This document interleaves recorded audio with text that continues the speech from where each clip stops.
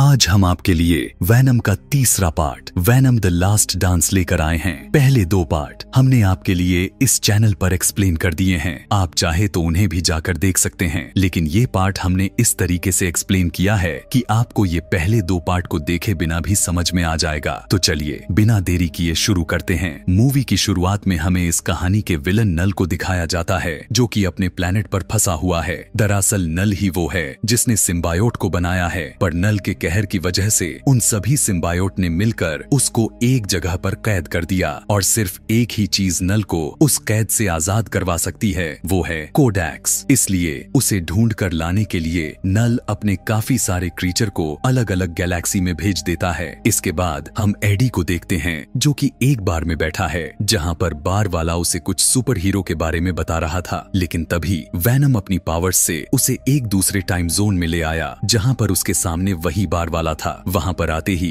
Venom AD के लिए एक और ड्रिंक बनाता है। तभी एडी देखता है कि टीवी पर उसकी न्यूज चल रही थी, जहाँ पर उसे पुलिस ऑफिसर पैट्रिक की मौत का जिम्मेदार ठहराया जा रहा था। ये देखकर एडी को समझ में आ जाता है कि वो अब अपने घर वापस तो बिल्कुल नहीं जा सकता है, इसलिए वो दोनों न्यूयॉर्क जाने का प्लान बना लेते हैं। बार से निकलने के बाद दोनों एक ऐसी जगह पहुंच गए जहाँ पर कई सारे कुत्तों को अगवा किया हुआ था। एडी और वैनम भी उन्हें बचाने के लिए वहाँ पर पहुंच जाते हैं। तभी वहाँ पर कुछ आदमी भी आ जाते हैं। उनका लीडर एडी को वहाँ से जाने के लिए कहता है। ये सुनकर एडी भी सभी को चेतावनी देता है कि इन कुत्तों को छोड़ दो, नहीं तो तुम्हारे साथ बहुत बुरा होगा, लेकिन वो आदमी पीछे नहीं हटते। इसके बाद वैनम भी अपने असली रूप में आ गया और एक एक करके उन सभी लोगों को मार देता है। इसके बाद एडी उन सभी कुत्तों को आजाद करके वहाँ से चला गया, लेकिन उसके पीछे वहाँ पर नल का भेजा हुआ क्रीचर भी आ जाता है। दरअसल वो क्रीचर तभी वैनम को ढूंढ सकते हैं जब वो अपने असली रूप में हो।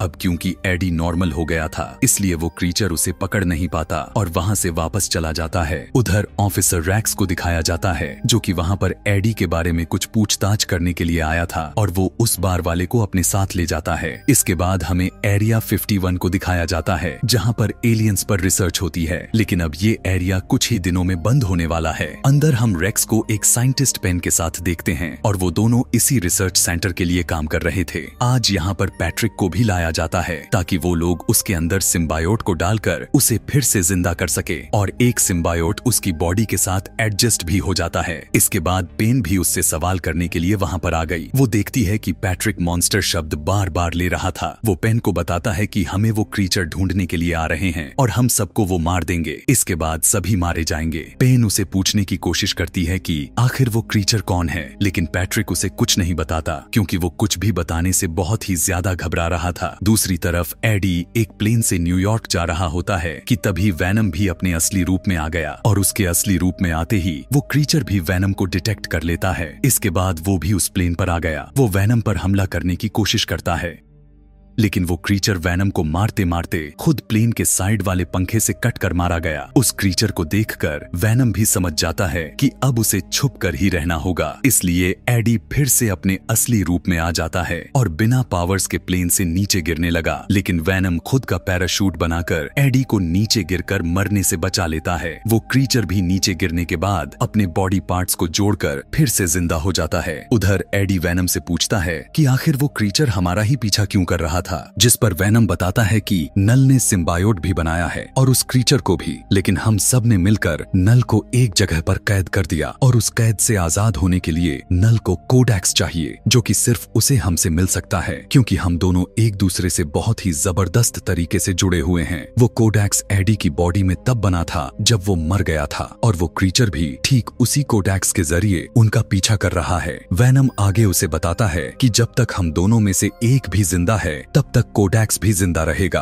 लेकिन अगर हम दोनों में से कोई भी एक मरा तो उसके साथ ही कोडेक्स भी खत्म हो जाएगा और नल कभी भी आजाद नहीं होगा। थोड़ा और आगे जाने के बाद एडी को एक घोड़ा दिखाई देता है। वैनम भी जल्दी से उसके अंदर चला गया ताकि वो जल्दी से आगे का रास्ता तय कर सके। उधर एरिया 51 में हम वहाँ की लैब में काफी सारे और सिम्बायोट को देखते हैं। वो भी कुछ वक्त पहले एक उल्कापिंड से इस धरती पर आए थे, लेकिन उनके आते ही रैक्स और उसकी टीम ने उन्हें नीचे गिरते ही पकड़ लिया। उधर एडी और वैनम एक नदी के पास रुक जाते हैं, जहां पर रैक्स भी उन्हें ट्रैक करते हुए आ गया था। ऑफिसर अपनी गन से बहुत ही जोर से आवाज करते हैं, जिस वजह से वैनम एडी से अलग हो जाता है और दोनों ही पानी में गिर गए। ऑफिसर भी उनके पीछे पीछे पानी में कूद जाते हैं। दरअसल वो सिर्फ वैनम को पकड़ना चाहते थे, इसलिए उन्होंने वैनम को एक जाल में फंसा लिया, लेकिन वो एक मछली में जाकर उनसे बच जाता है। उधर एडी भी एक झरने से नीचे गिरने ही वाला होता है कि तभी वैनम भी एडी के अंदर आकर अपने असली रूप में आ गया, जिस वजह से उस क्रीचर को भी वैनम की लोकेशन के बारे में पता चल जाता है और वो भी वहां पर आ गया। लेकिन उसके आते ही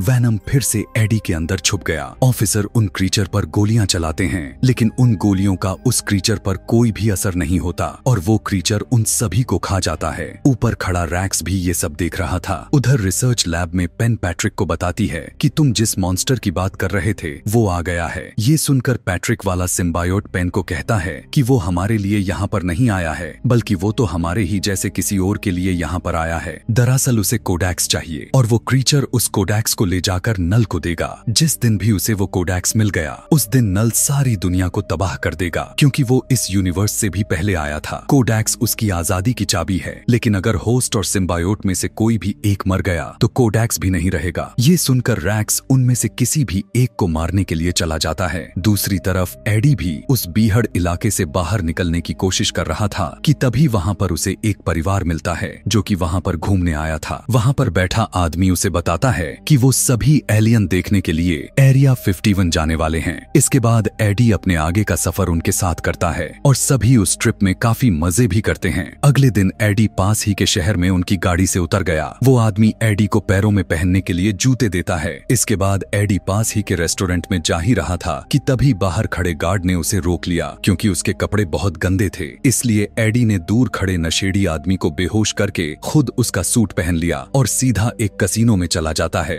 जहां पर उसे अपनी पूरी स्टोर वाली दोस्त भी मिलती है। एडी से ज्यादा तो वैनम उसे देखकर खुश होता है, क्योंकि दोनों में काफी अच्छी बनती थी। इसके बाद वो एडी को ऊपर ले गई। वो वैनम को अपने साथ नाचने के लिए कहती है। वैनम भी उसके साथ नाचने के लिए अपने असली रूप में आ गया, ये जानते हुए भी कि वो क्रीचर यहाँ पर आ जाएगा। और वही हुआ। वो क्रीचर भी वहाँ पर थोड़ी ही देर बाद आ जाता है, लेकिन उसके वहाँ पर आते ही वैनम एडी की बॉडी के अंदर छुप गया, इसलिए वो क्रीचर उन्हें देख नहीं पाता और वहाँ से वापस चला जाता है। तभी वहाँ पर रैक्स के भेजे हुए सोल्जर भी आ जाते हैं, जिन्होंने वैनम को एडी की बॉडी के बाहर निकलते ही अपने एक कैप्सूल में डाल लिया और एडी को बेहोश करके अपने साथ एरिया 51 में ले जाते हैं। होश आने के बाद एडी देखता है कि वहाँ पर तो पैट्रिक अभी भी जिंदा था। इसके बाद पैट्रिक के अंदर वाला सिम्बायोट अपने असली रूप में आ गया। वो एडी से कहता है कि यहाँ पर हमारे जैसे बहुत सारे सिम्बायोट हैं, हमें नल के भेजे हुए क्रीचर को हराने के लिए एक फौज इकट्ठा करनी चाहिए, ताकि वो कोडेक्स लेकर आजाद ना हो सके।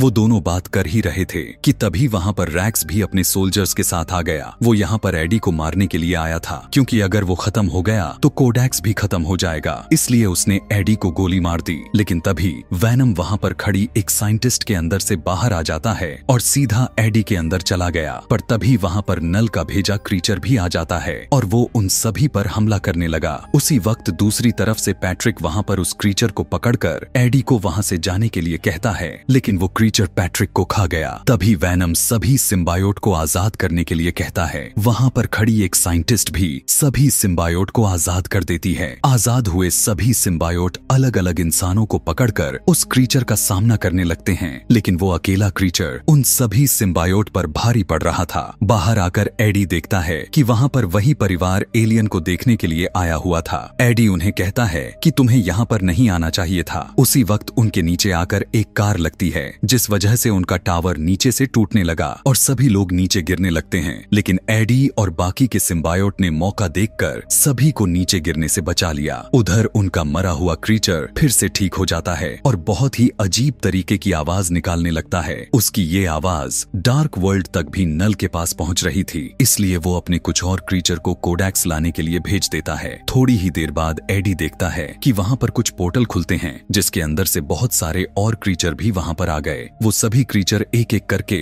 सिम्बायोट को खत्म करने लगते हैं। उधर पेन उस सारी फैमिली को सही सलामत अपनी वैन के पास छोड़ देती है। एडी भी अपनी बाइक से उन क्रीचर को डिस्ट्रैक्ट करने की कोशिश करता है और उसने हेलीकॉप्टर की ब्लेड से एक क्रीचर का गला काट दिया। एक दूसरी सिम्बायोट भी दूसरे क्रीचर के टेंटिकल को काटकर रैक्स को उससे आजाद करवा लेती है। अब एडी को भी उन क्रीचर ने काफी जख्मी कर दिया था। एक क्रीचर एडी को खाने ही वाला होता है कि तभी उस वैन वाले आदमी ने आकर उस क्रीचर का भेजा ही उड़ा दिया। वैनम भी घायल एडी को एक सेफ जगह पर ले जाता है। बाहर वो क्रीचर भी उन्हें ढूंढ रहे थे। वैनम और एडी को एक बात तो साफ पता चल गई थी कि अगर इन्हें रोकना है तो उनमें से किसी एक को तो मरना ही होगा। इसलिए वैनम अपना असली रूप लेकर बाहर आ जाता है और उसने सभी क्रीचर को अपने अंदर समा लिया। वो उन क्रीचर को सामने बने हाइड्रोक्लोरिक एसिड के नीचे ले जाकर मारना चाहता था। जैसे ही वो उस जगह के अंदर गया, वो एडी को अपने अंदर से बाहर निकालकर फेंक देता है ताकि एडी बच सके। दूसरी तरफ से रैक्स भी उस मशीन को चालू कर देता है, जिस वजह से उसके ऊपर बहुत ही ज्यादा मात्रा में एसिड गिरने की वजह से